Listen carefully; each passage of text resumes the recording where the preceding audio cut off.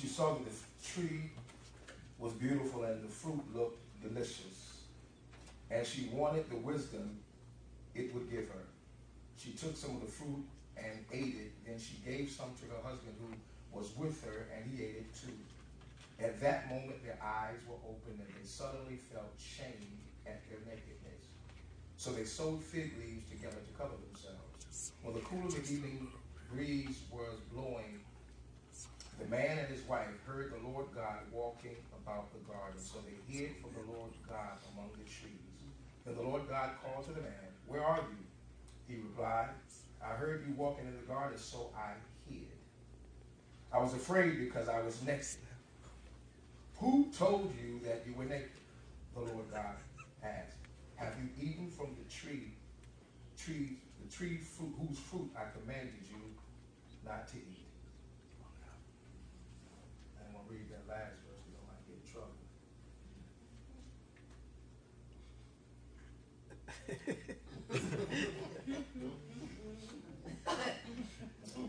I don't believe that's true. In that context, it's twisted. The human family, the human condition. In the context of human society, the family, taken from the Latin familia, or from where we draw our English word familiar,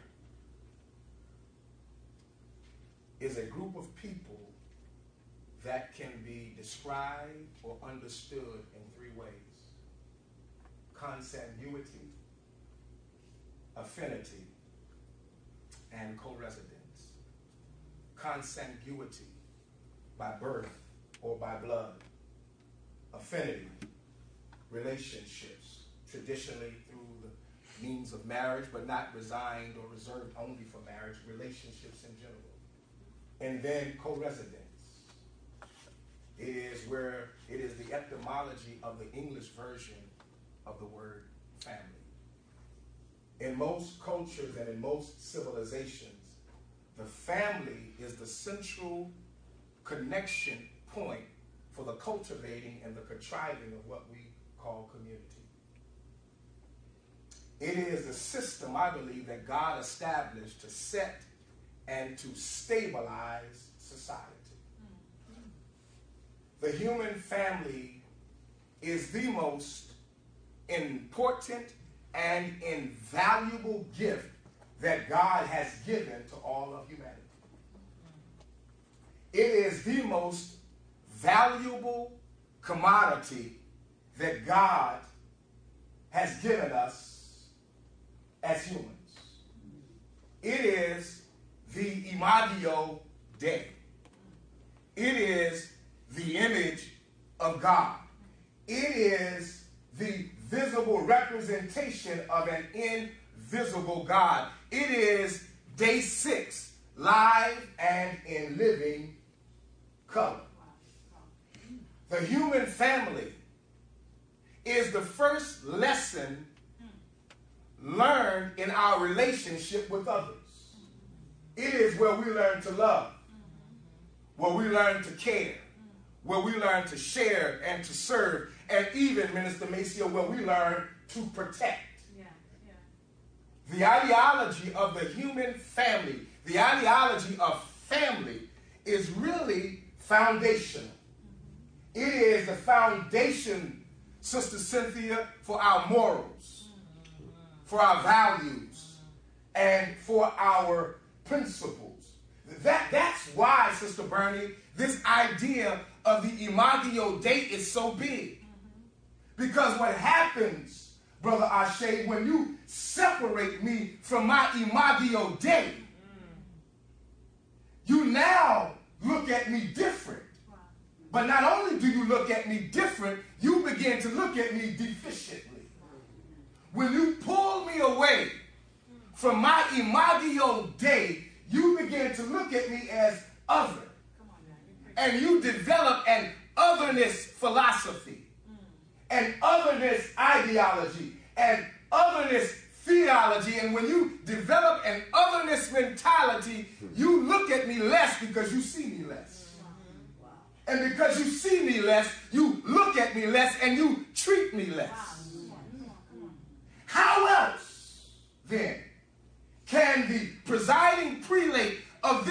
nation categorize a whole group of people as murderers, drug dealers, and rapists? How else can those countries who's been kissed by nature's son be categorized as asshole countries? Come on now, preach. How else can two young men from different parts of the country write a manifesto, publish their evil deeds beforehand on social media, go carry it out, and be detained with diplomacy, but one simply selling cigarettes on a corner can be murdered in public with no consequence? Woo, preach.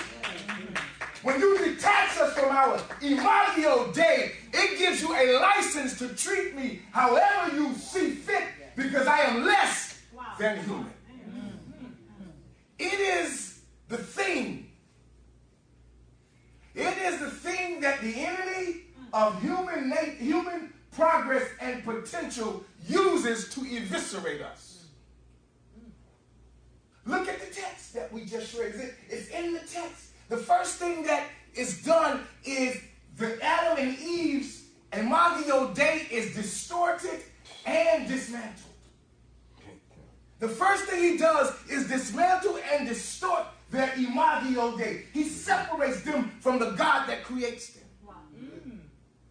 He says to them, those two trees that you see aren't really what they are. God ain't telling the truth. Fake trees. He knows that it will open your eyes and you will be like God. The first thing that the enemy of human progress and potential attacks in our relationship with one another is our identity and our humanity. Y'all reading the Bible with me? Go back to the text. It is after they eat that they move from viewing their bodies as beautiful to becoming stuck in shame. Right. And when the Creator comes to chill with them in the cool of the day, the text says that they are hiding from Him and from one another because they have been separated from the one who made them. How am I going to hide from my parents? How do I feel shame in front of my mother and my father? How do I feel less than from the one who made me? They are hiding from their own Creator because they have been detached from their imago Dei.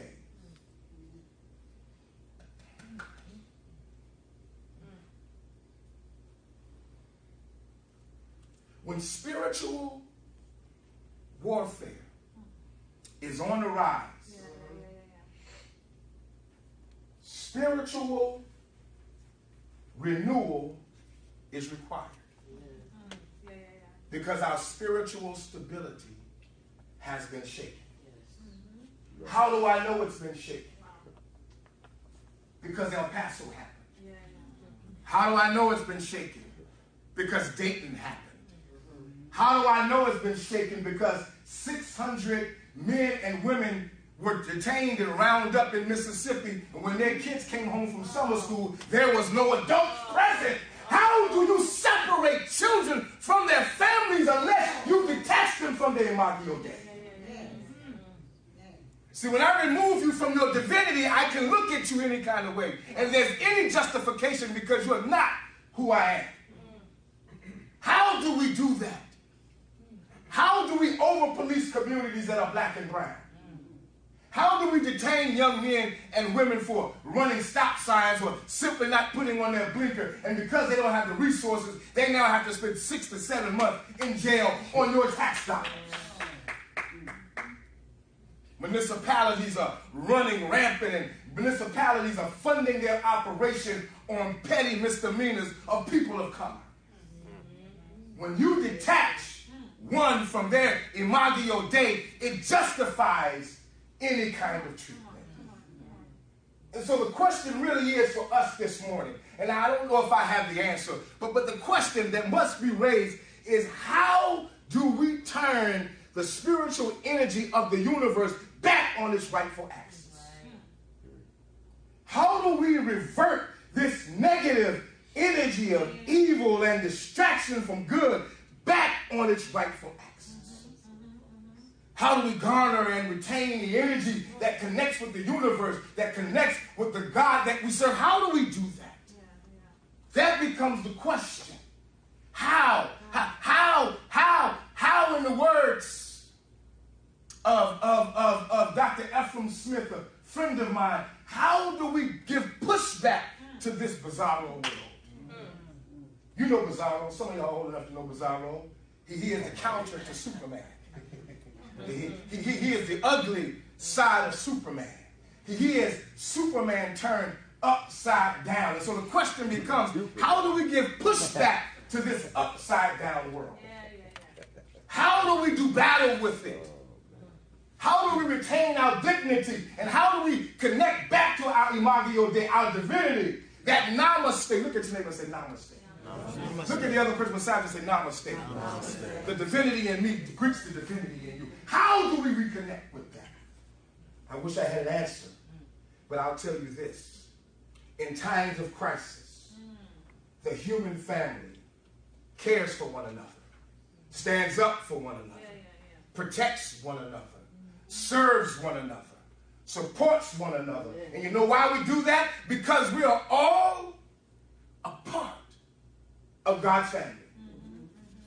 The reason why we stand up for one another, Deacon Keith, the reason why we protect one another, Brother Neville, the reason why we support one another, why we care for one another, why we love one another, Minister John, the reason why we do that is because we are all a part of God's family. When we stand as one, when we stand as a part of God's family, we can fight this racism. We can fight this nativism. We can fight this narcissism. We can fight this prejudice. We can fight this xenophobia. We can fight this homophobia when we stand as one. As one. Shame on us. In the name of Christianity, defacing and demeaning God's creation. Shame on us for calling somebody less than a child of God because of their sexual preference. I know I'm going to get some hate mail. Shame on us for degrading somebody because of their preferences or because of their socioeconomic status. Shame on us. Shame. Yes. The human family. We're all part of God's human family, not yours, not mine. God structured this. And I'm not going to demean your humanity and your divinity because of some preference you have. Wow. I won't demean your humanity or your dignity or your divinity because of the complexion of your skin or the texture of your hair or the length. I'm not going to demean you because of your features. We're all a part of God's family, the human family, the human condition. We are living at the lowest common denominator right now. When you have no respect for family, no respect for children, we are living at a base level, and we need to deal swiftly and intentionally with this. What is the body of Christ going to do? I'll tell you again. We love one another. We care for one another. We support one another. We pray for one another. We serve one another. We do it because we are all a part of God's family. Hezekiah Walker said it best, and I think we have the song. Hezekiah Walker said it best. I pray for you. You pray for me because we're all a part of God's family. Stand with me. Agree with me. We're all a part of God's body. I need you, Sister Sophia, to survive. You need me to survive. We need each other to survive. It's that kind of relationship that will save and redeem humanity. Would you just hear that for just a few moments? Would you allow that to settle in your spirit? Allow that to prick your conscience.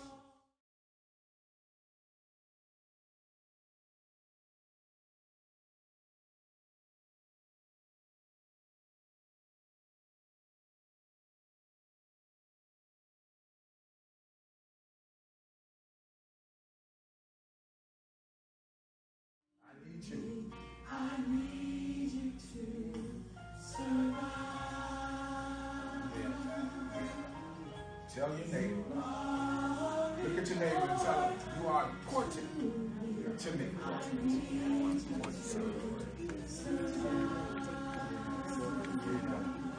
The human family needs you.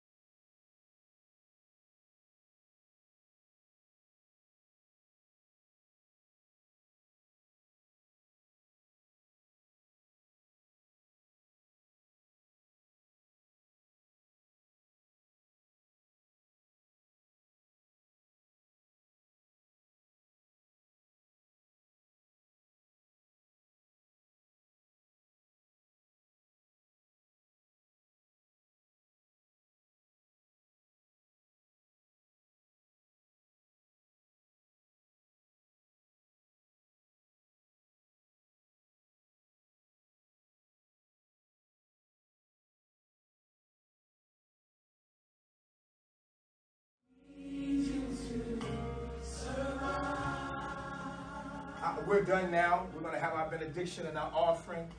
But in light of these incidents that have occurred over the last week or two, and what has really been happening over the last decade, even under one of the greatest presidents to ever grace the face of the earth in President Barack Obama, we've been watching and witnessing over the past 10 years really a disintegrating of human dignity transpire before our very eyes. And I'm just convinced that with all of the barriers that we have created as humankind, there is one force in the universe that can change and turn this around. Jesus embodied it. Jesus lived it. Jesus talked about it. Jesus said that we are to, the greatest command is to love your neighbor as yourself. Love. Love. How do you love? It's a tangible act. It is an active word. Love is not something that we just say. Love is something that we do. That's why we said in the beginning of our conversation in Matthew 25, Jesus says, those who did not serve me, or those who did not serve people that look like me, here is your resting place for eternity. Either you're on my right or you're on my left. When did we not serve you, Jesus? I was hungry and you fed me not. I was thirsty and you didn't give me anything to drink. I needed somewhere to stay and you didn't help provide shelter. When did we do it? When you did it to the least of these. You did it unto me. Humanity has got to get back to the basics. And that starts with an L and it ends with an E, and the letters in between are O and V. We got to get back to the place where we are loving unconditionally. If the human family is going to change the human condition, it's going to be by that soul force that we call love. And so some of us in here, we're going to have to go home and we're going to have to pray to God to help us see our fellow brothers and sisters with the same level of dignity that our God sees us. Because some of us have been casting judgment and dispersion because of people's religious expressions or with the way that they express their religion, even within Christianity. And we've created division and separation on doctrine and dogma, when the only thing that we've been commanded to do is love. Human family and the human condition can be changed by everyone that's present today. Come on, give the Lord a hand clap of praise this morning. Come on, give the Lord a hand clap of praise this morning. I want to do this really quick, and then we'll have an offering, and we'll be out of here.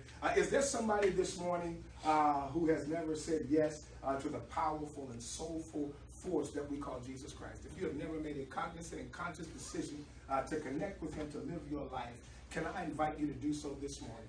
He will change your life. His messages, his ministry, his context, everything about him will change how you view life going forward. So if you want to make a decision today, can I invite you this morning to do just that?